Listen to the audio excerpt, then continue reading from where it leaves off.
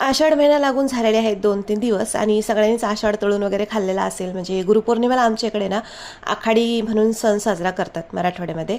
आणि ती आखाडी ना मला आज करायची होती. मग आणि आखाडीला म्हणजे आमच्याकडे तळतात, माझ्या आईकडे तरी ना तळतात आखाड, म्हणजे आखाड तळतात. पण ह्यांनी सांगितलं मला पुरणपोळी खायची, म्हणजे आहोंनी सांगितलं मला पुरणपोळी खायची. मग पुरणपोळी खायची होती म्हणून मी सगळा बेत वगैरे तसं आखून घेतला आणि ते पण मध्ये मला मदत करायला आले होते. आता इथं ते तळायचं काम करत होते आणि माझं थोडंसं वेगळं काम चालू होतं.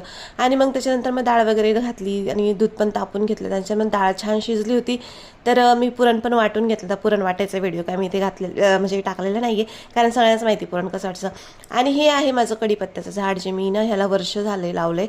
तर आता कुठे त्याला छान बहर आला आहे आणि म्हटलं चला आज त्याची बोहणी करूया, नाही का. म्हणजे आज आखाड सणाबद्दल त्याचा एक आपण आमटीमध्ये त्याची म्हणजे टाकूया त्याला. आणि मग छानसं घरच्या कढीपत्त्याची पानं आणून आमटीला छानशी फोडणी दिली. आणि आमटीची चव म्हणाल ना तर उत्तम झाली होती, खूप छान आमटी. म्हणजे आत्तापर्यंत माझ्याकडनं अशी झालेली नव्हती, पण आज ना खूप छान चव आली होती. माहीत नाही कढीपत्त्याचं काहीतरी असेल, नाही का. तर घरचा कढीपत्ता ना तो.